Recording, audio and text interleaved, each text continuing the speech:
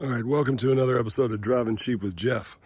On today's video, I'm going to begin the process of using the West Marine 604 to repair this damage on my boat here.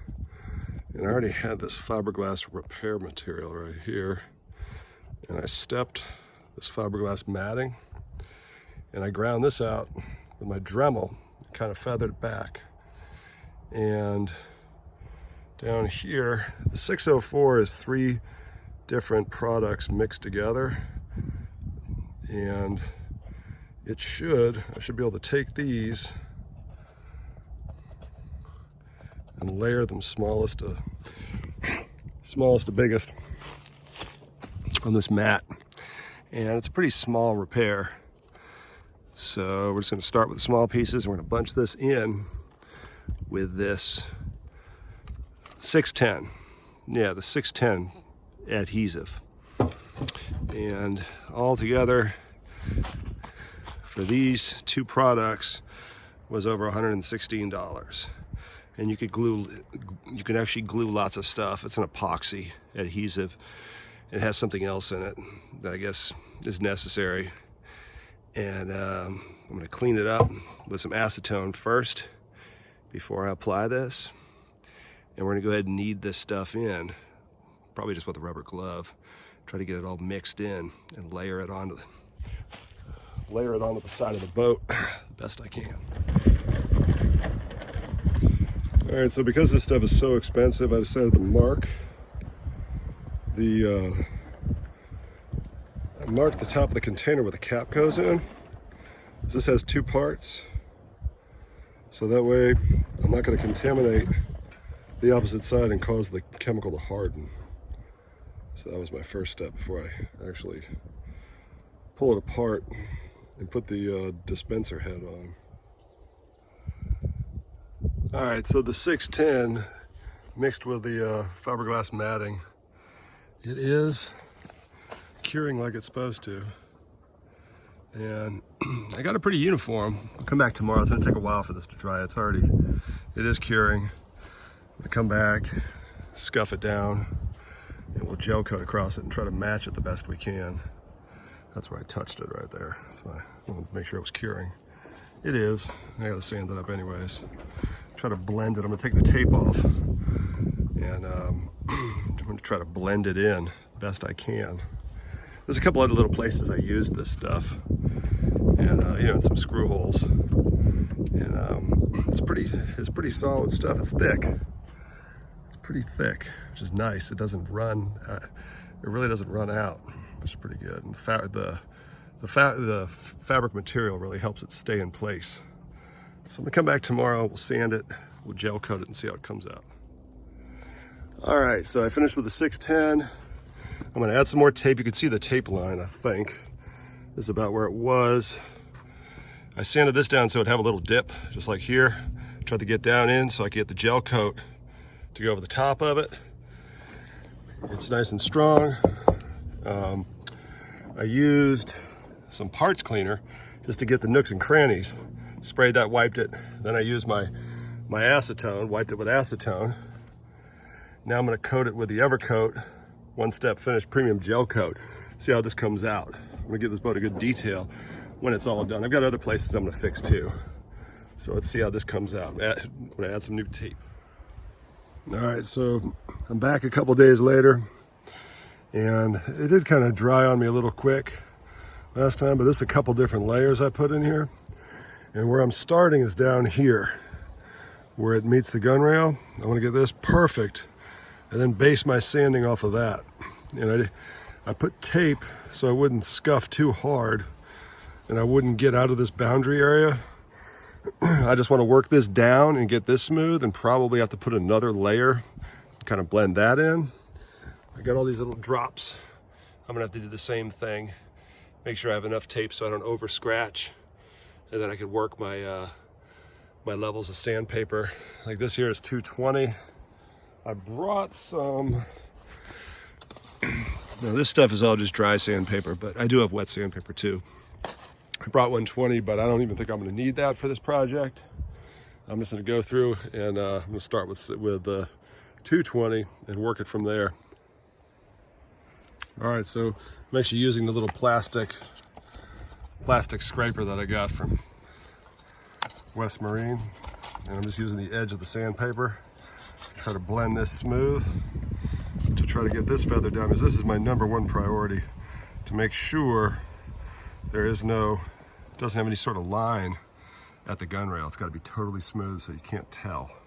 Smooth that right and blend it in. All right, to speed up the process, I did get my 120 grit out just to knock this down, because I did build this up quite a bit to try to cover up the 610 with the fabric material. I did try to build it up just a little, so I do need to kind of knock this down. I added a little tape to it also. This stuff is really strong.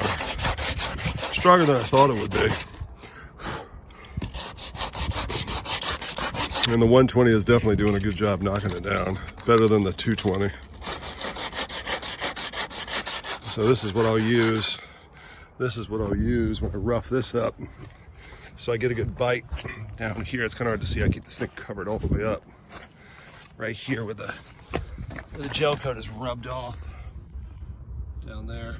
I'll rough it up and add. Okay, so I went from my 120 grit sanding to my 220 grit, and you could see it's really hard to tell. This is just 220 right here. I can still feel a little bit right here, a little bit of a line.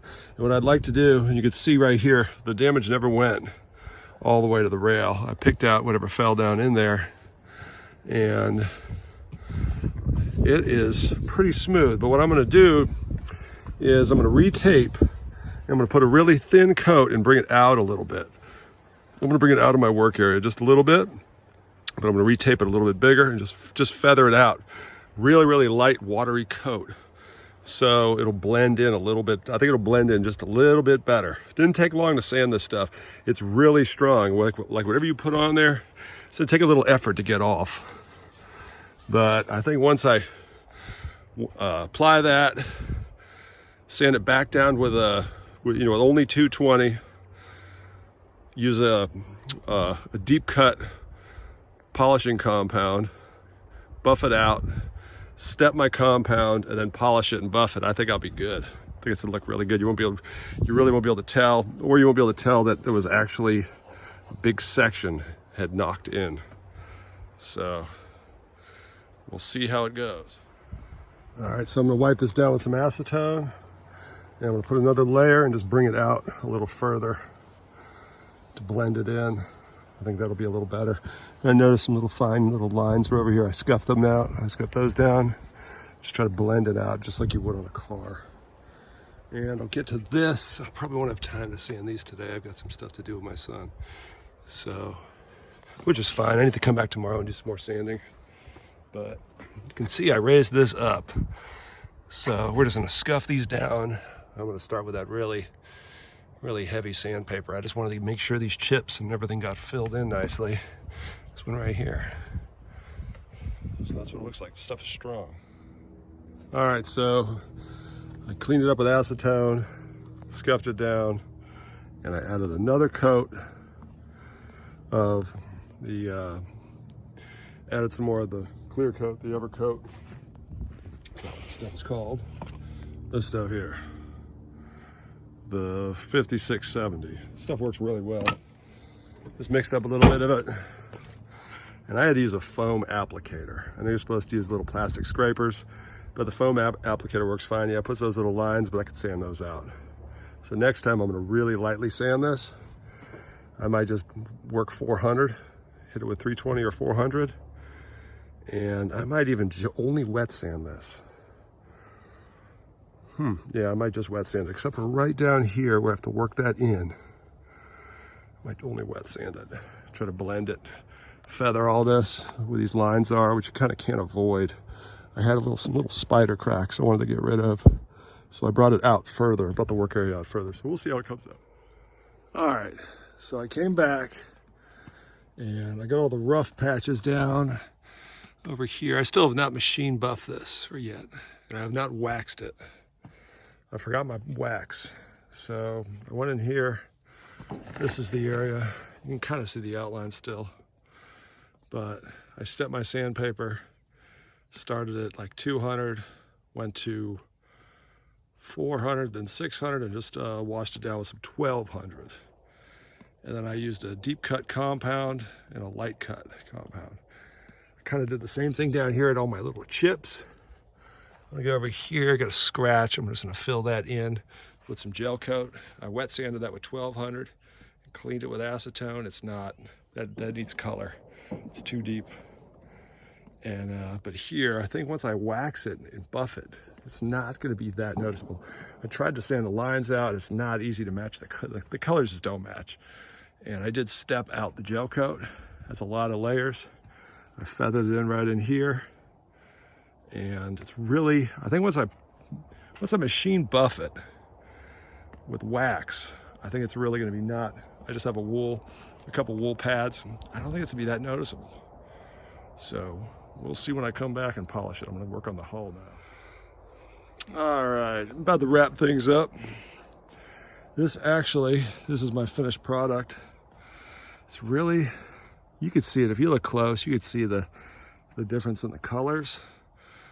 But all the other little places where you had chips, I didn't get it perfect. The wool is a little too extreme for fiberglass, especially decals. I accidentally bumped the decal. You got to stay off. You got to really go with a low speed around the decals. Now I did these decals myself back when I first bought the boat. But all the chips blended in nice.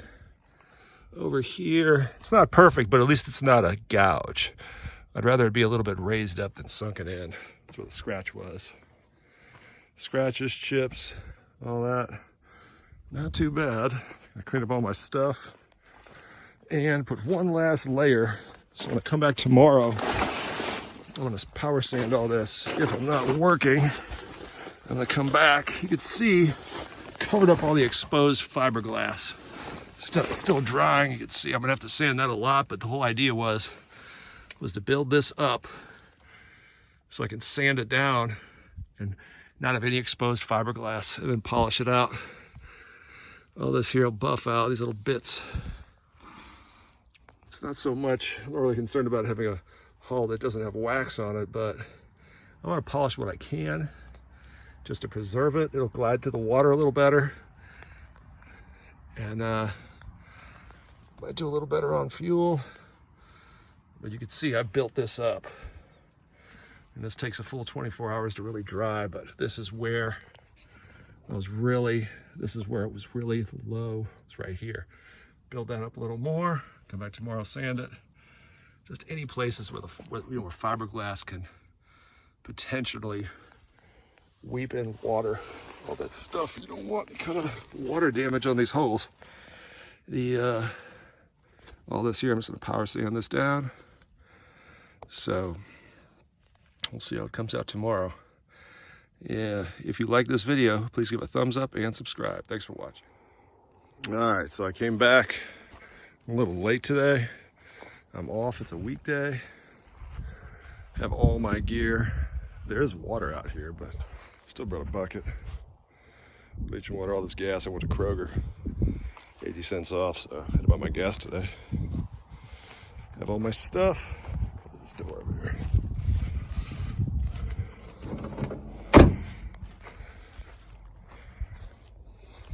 So I'm gonna get busy on this area. I'm gonna polish this out first. That's what the winter time is for. See, that looks good. I just need to buff it, wax it. Same with down here. I had a bunch of little chips. It's looking pretty good, better than I was expecting. Down here, I thought about it, and instead of putting bracing under the bunks in the rear, I decided to slide over the cradle right here. As you can see, I've already started adding gel coat to this. I scuffed this down. I'm gonna add more gel coat here, try to build this up, and I'm gonna power sand everything, smooth it out, because I don't like that exposed fiberglass from where it rubbed on and off the trailer. And it had places where this thing used to be lifted by a forklift. Had rub marks here. We're gonna sand all that. It's mainly, really it's just here on the bow where the forklift would have engaged the boat and where it runs up on the trailer. I've never beached this thing before, but somebody probably has. There's just lots of little places where been adding gel coat to it. Places where there's little chips, stuff like right in here. You can sand this down, add more gel coat, try to build it up. This kind of stuff you do in the wintertime. Try to get your boat right, because even if I don't sell it, I want it to be perfect. Go back and sand this, added some gel coat here, wet sand that down. And just the tedious stuff you have to do.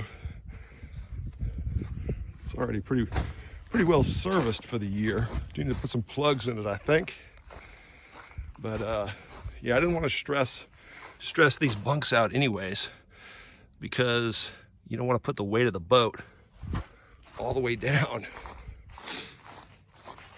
on these bunks right here in the back. I have to do a little cleaning up of the metal too. Go ahead and clean that up. Those brackets could probably stand to be replaced.